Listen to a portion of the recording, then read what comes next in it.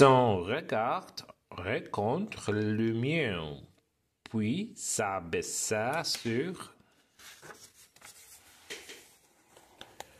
le Kodak que je lui avais remis. Elle fit un geste brusque, et j'eus l'impression, et j'eus la certitude qu'elle comprenait tout à coup. Oui, c'était là, entre les parois étroites de chagrin noir, au creux des petits objets que j'avais eu la précaution de déposer entre ses mains avant que Ganimard ne m'arrêtât. C'était bien là que se trouvaient les 20 000 francs de Rosin, les perles et les diamants de Lady Jerland. Ah, je le jure, à ce moment solennel, alors que Ganimard et deux ses acolytes monteraient, tout me fut indifférent. Mon arrestation, l'hostilité des gens, tout hors ceci, la résolution qu'allait prendre Miss Nelly au sujet de ce que je lui avais confié.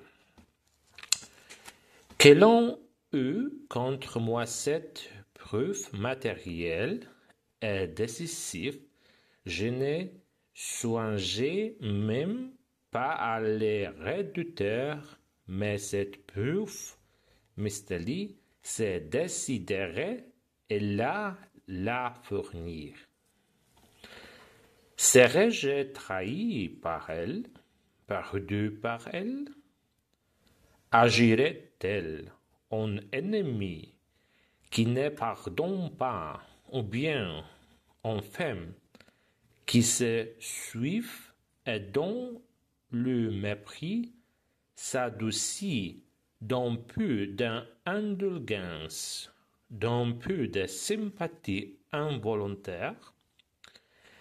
Elle passe devant moi. Je la saluais très bas, sans en mode. Mais les autres voyageurs, elle se dirigeait vers la passerelle, mon Kodak à la main. Sans doute, pensais-je, elle n'use pas en public. C'est dans une heure, dans un instant, qu'elle les donnèrent.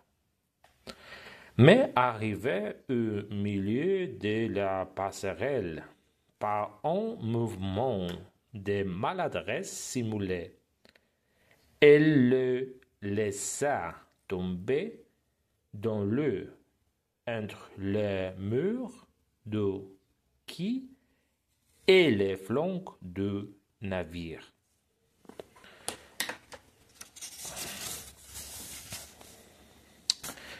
Ihr Blick traf meinen, fiel dann auf die Kodak, die ich ihr gegeben hatte. Kurz durchzuckte es sie, und mir schien, nein, ich wusste in dem Moment, dass sie verstanden hatte. Ja, darin befand sich alles, zwischen den engen Wänden des genarbten Leders, im Inneren des kleinen Objekts, das ich vorsorglich übergeben hatte, bevor Ganimard mich anhielt. Es war alles darin, die 20.000 Francs von Rosin, die Perlen und Diamanten von Lady Jerland. Ach, ich schwöre, dass in diesem brenzligen Moment, in dem mich Ganimard und zwei seiner Gehilfen umzingelten, mir alles gleichgültig war. Meine Festnahme, die Feindseligkeit der Leute, alles bis auf eins, wie sich Miss Nelly hinsichtlich dieser Sache entscheiden würde, die ich ihr anvertraut hatte. Dass dieser materielle und entscheidende Beweis existierte, daran war nicht zu zweifeln, aber würde mich Miss Nelly dazu durchringen, ihn auch zu liefern.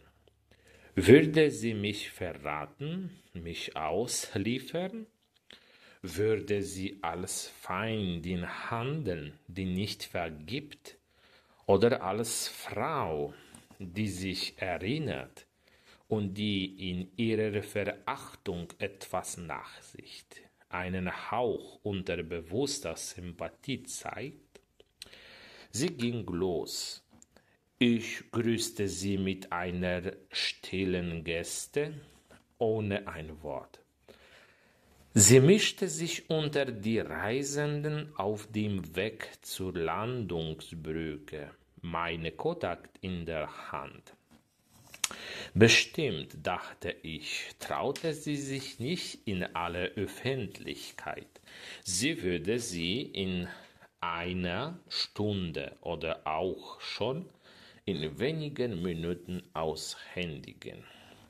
Doch als sie die Mitte der Landungsbrücke erreicht hatte, ließ sie die Kamera scheinbar infolge einer ungeschickten Bewegung zwischen Keimmauer und Bootskörper ins Wasser fallen.